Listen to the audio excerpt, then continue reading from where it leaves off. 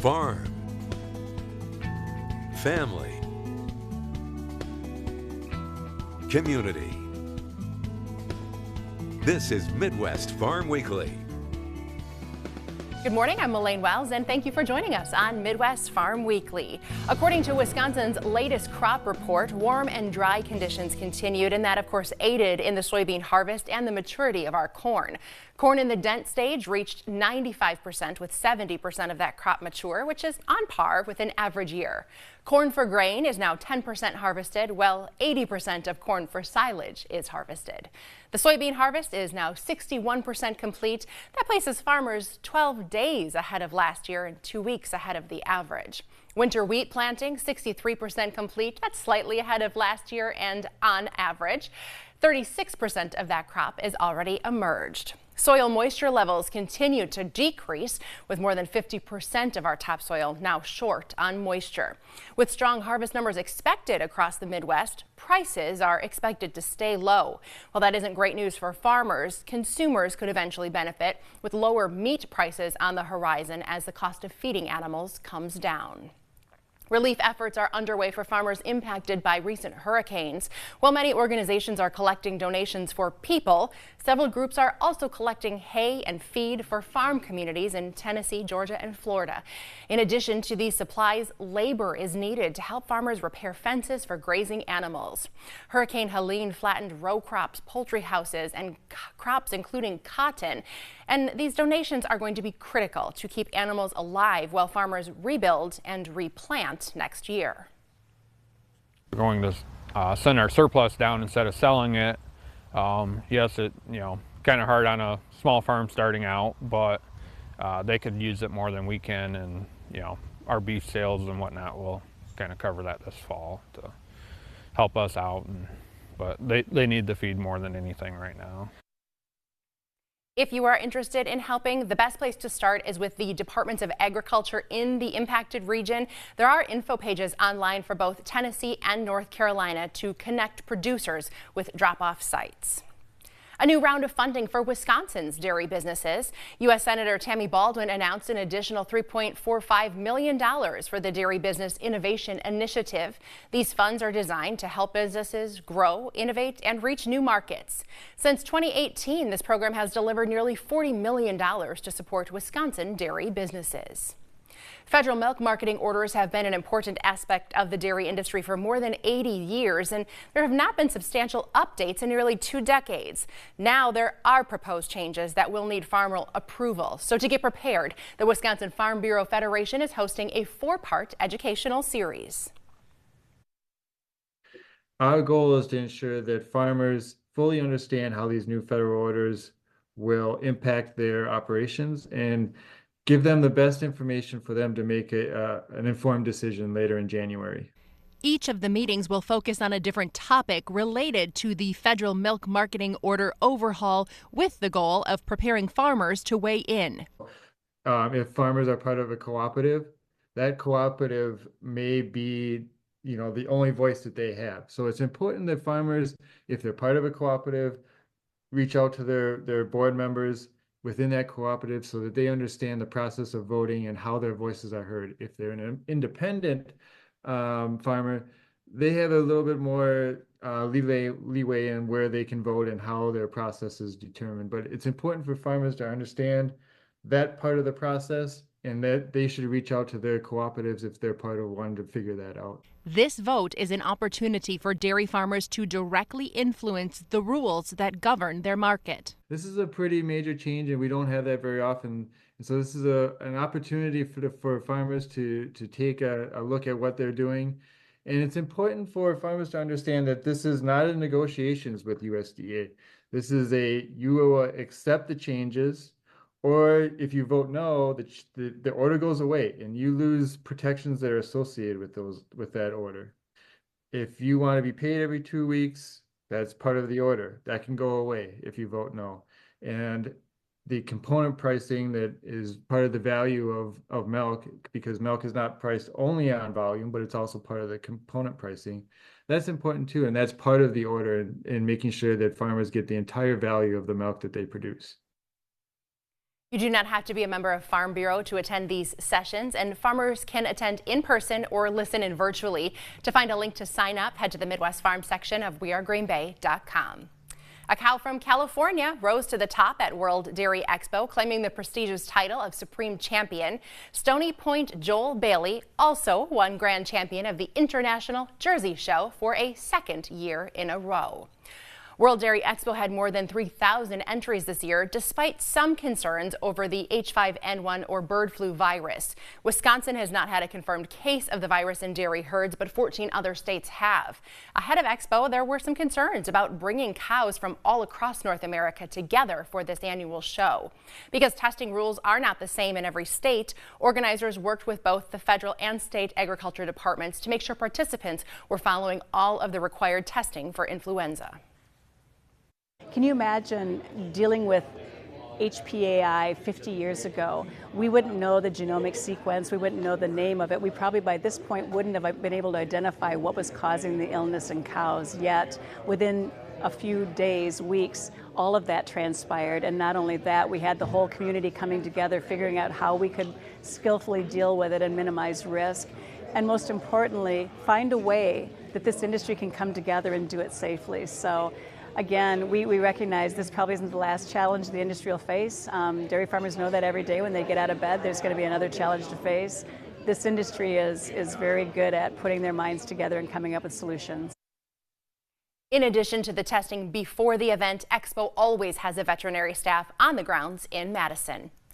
Ahead on Midwest Farm Weekly, an annual Plow Day event takes on new meaning as this community comes together to remember one of the creators.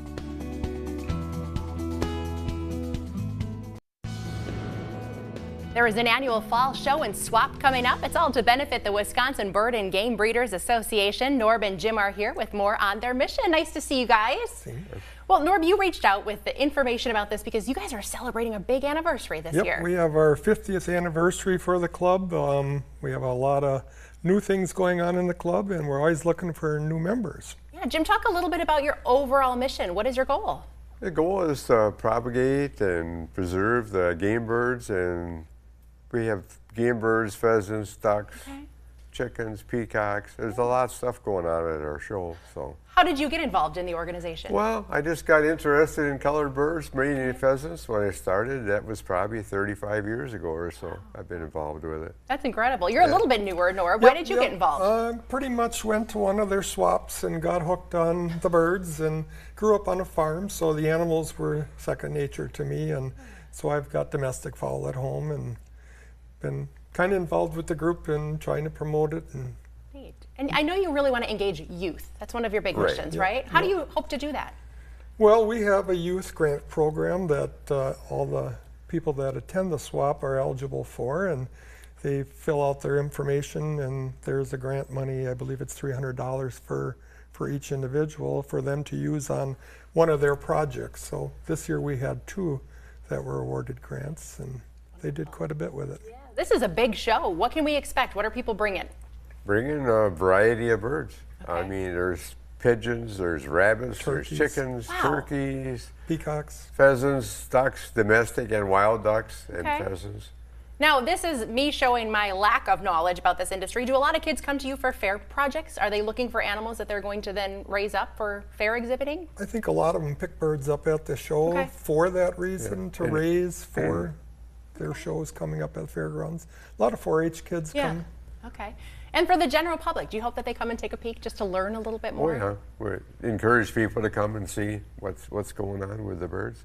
Well, we got to get the details. When and where is it all happening? It is coming up this October 26th. The doors open at 6:30 in the morning. Setup is in the evening.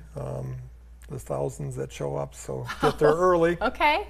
Some just to look, I would imagine, Most too. of them come to buy or swap, and there's always the ones that want to know more, and that's what we're looking for, some new members. Fantastic. Well, 50 years strong, 50 years more ahead, thanks to involvement just like these two, and maybe you in the future. Saturday, October 26th, 6:30 to noon, happening at the Fond du Lac County Fairgrounds. Thanks for being here. Thank you. Okay, thank you much. Good morning. I'm Storm Team 5 meteorologist Alexis Staniak. As we head closer to the middle of month of October now, many of these numbers across the Midwest still about an inch below average, so about an inch below average for precipitation for a majority of the places across the United States, as we've been really dry for these past couple of weeks. So far for the year, from January until now, for liquid precipitation, we've accumulated roughly 28 inches here in Green Bay, still into the teens over into the Dakotas, about 20 to even closer to 40 inches of rainfall through the southern parts of the Midwest. And the good news is, as we head through this weekend and through the start of our next work week, finally going to see our next rain chances return, even a chance for a light isolated flurry to come through as we cool off into Monday. We'll accumulate anywhere from a tenth over into the Dakotas for liquid precip, all the way up to about a half of an inch of precip possible here in northeast Wisconsin. However, most of the Midwest and stretching all the way through southern Texas still likely to stay below average for precip as we head closer to the end of the month of October. Now, this is our precipitation outlook from NOAA for October all the way through the start of winter. Looks like we do have that chance to be above normal for precip as we continue through the next couple of months here through the northern parts of the Midwest and through the Northeast. Below normal for the Four Corners and through Texas, above normal for the northwestern part of the country. Now, most of the United States going to start to see a warm-up return. We do have cooler temperatures in store for the start of our upcoming work week. So Monday through Tuesday, even through Wednesday. After that, we're going to see a nice warm-up return here in northeast Wisconsin and stretching as far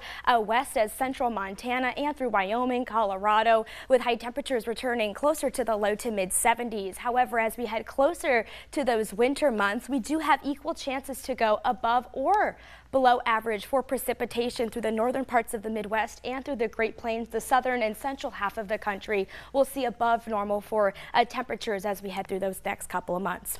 Rain chances finally return for the end of this weekend. Looks like we could even see an isolated flurry as we head through the start of our next work week. Dry and quiet over into the Dakotas. Rain and light snow chances possible through Minnesota. As we head through the middle and now end of our next work week after that, looks like sunshine will return. We'll see some clouds as we head through the middle of the week, and then quiet to end our next work week ahead of us. Stay with us. More ag news coming up after the break.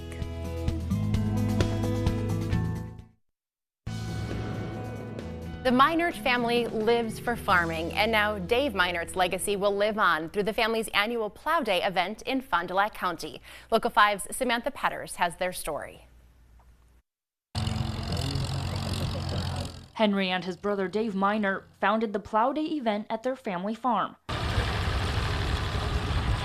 After Dave's passing in April, the family honored him and his love of farming the best way they knew how. Spreading his ashes in one of our fields across from the farm in remembrance of him. Please stand by us today and hear our prayer. What started as a fun day in the field has now fostered the town's sense of community. Just the fact that all these people that are here today having fun with their tractors and the plows are also the same people that have been here since March 14th, helping us with the farm work and keeping us all supported. And now the family can carry on what Dave started. We plan on continuing it because it's something we all love. And not just because Dave loved it, but it's something we all love. So while a farm field can be a lonely place, this one isn't, because of the seeds Dave and his family have sown. We just want to thank everybody for everything. In St. Cloud, Samantha Petters, Local 5 News. And this Plow Day event takes place every fall, either sometime in September or October at the Meinert family farm. Farm-to-table dining remains on trend, and a local business is making it easier to eat those fresh meals at home. Local 5's Ryan Kudish got an in-depth look. Vanessa Saby, co-owner of Saby Culinary Services in Appleton, has been cooking for as long as she can remember. In April of 2023, Vanessa, alongside her husband Ross, decided to bring the restaurant experience to its customers in the comfort of their home. We've been cooking collectively, professionally for about 35 years. I started cooking when I was 14. I tried to get out of it. It's just my passion, and so we decided, instead of cooking other people's food, that it was time to give it a try with our food. How it works is each weekly menu is crafted with food that is in season and takes into account dietary restrictions as well as certain food allergies. Once the menu for the week is completed, They bring all their supplies and silverware to cook the meals right in your kitchen. Now, what makes this business an example of sustainability? The answer, they use all locally grown food for all of their meals. We try to use as much local produce and product as possible to put into our items.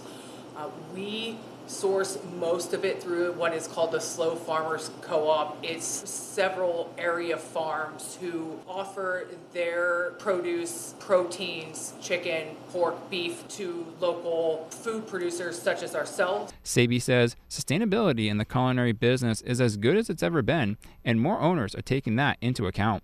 Using local food can help save business owners time and money, but more importantly, it's better for the consumer. The less your food travels, the better it is for you. It has much more nutrient-dense properties than, say, something that travels thousands of miles and is grown somewhere completely else. And that's Sustainably Speaking. I'm Ryan Kudish, Local 5 News. Welcome back. Get ready to get scared for a good cause. The annual Haunted Woods in Pulaski is now being organized by middle school students. So here from the Pulaski FFA, Blake and Alex Bodart, along with Cheyenne and Deanna Smith. Good morning to all of you. I was checking though, there's no more of you, right? Nobody's going to jump out and scare me at any point in time because, whew, you guys put on a good show in Pulaski. Talk a little bit about this Haunted Woods. You, Blake, have been a part of this for a couple years already. Yeah, so this is the 3rd annual Haunted Trail. We started it a few years back for the Pulaski fire victims, and then we just kept going on with it. Fantastic. And you guys are all in middle school? Yeah. Correct. Is that right? Okay, so then tell me, what grade are you in, Alex? I'm in 8th grade. Okay, and talk about why you wanted to be involved in the Haunted Trail again. What did you do last year? Were you jumping out at people? Yeah, so I want to be involved again because it's a good cause for the community, and also, I don't know. It's a good cause for the community, and it's fun. Cheyenne, what did you do last year? I was scaring people. Can I know a little bit about what you're doing this year? We're going to be doing the same thing as we did last year, pretty much, just with scaring and having the bake sale go. We have to make sure that we have Deanna on the end there. Show your face so Grandma and Grandpa can be nice and proud that it is you under there after all. But what do you hope people do when they come to this event? Obviously get scared, right? Yeah. Yeah, and you guys have a special time for kids too, right? Mm-hmm. Yeah. Mm-hmm. What happens during that window of time? So during that window of time, we're not gonna be jumping on scary them. They'll be able to see us, and then we'll just kind of hand out candy too for the kids. Alex, can I come during that part? Are grown-ups welcome during the non-scary part too? Anybody's welcome. Okay. Talk a little bit about Cheyenne FFA overall. It seems like you guys have a really strong program in Pulaski. Yeah, we have a really great organization at Pulaski. We are lucky enough to have a middle school officer team in Pulaski as well, which is a great opportunity to have. Nice. Why did you get involved with FFA? Because I thought it was something new, and I liked all the activities that you did throughout the year. And I love that you guys come from diverse backgrounds. You guys have a farm in your family? Yeah. Right? What are you hoping to do with FFA in the future? I hope to use it for leadership and public speaking, but then also use the agriculture for it to maybe one day take over our family farm. Fantastic. And you guys just recently competed in an event, Quiz Bowl? Actually a CDE event. Okay. Yesterday. Pulaski took first place overall in our team CDE competition. And what is CDE for people who don't speak FFA? Career development event. Oh, very nice. Congratulations. But you did do Quiz Bowl, right, Cheyenne? Yeah. Were you on that team? They were on the team. They were on the team. All right, I got to talk to the brothers here. What happened at Quiz Bowl? You went all the way to state? Yeah, we did. So we practiced a lot during go time and after school about what the FFA's background is about and stuff. And then we go to competitions, and then they ask us questions, and then when you get points for it, and then whoever gets the most amount of points wins the competition. Questions like, what year did FFA start? Who are the state officers? What year was this law enacted? Oh, I'm glad you're not quizzing me right now. Cheyenne, you guys mentioned you like to give back to the community through this event. How are you doing that? This year we'll be giving back to Pace Food Pantry, so the entry is $5 or 2 canned goods, and then everything goes back to Pace. Talk a little bit about being involved with your classmates and putting this on. They really have let the middle schoolers be in charge of this event, right? Mm-hmm. Yeah. What have you guys been doing to prepare? Lots of meetings? Yeah, we took, so our middle school officer team, we had a meeting with them, and we said, let's do it again this year, and then we came up and we were having build days to build props, and then we set up, we scare, and then we take down again. All right, Deanna, you want to put your mask back on, get a little extra practice in as we send people all of the spooky details of the Haunted Trail event. Of course, this is happening in Pulaski. You can head to the woods that are by the middle school. This is going on Friday, October 18th. As mentioned, a less scary time for kids and chickens like me. You can find full details on their Facebook page. Congratulations, and I hope you have a really successful scary event. Thank you. Thank you. Thank you. We'll see you guys next weekend.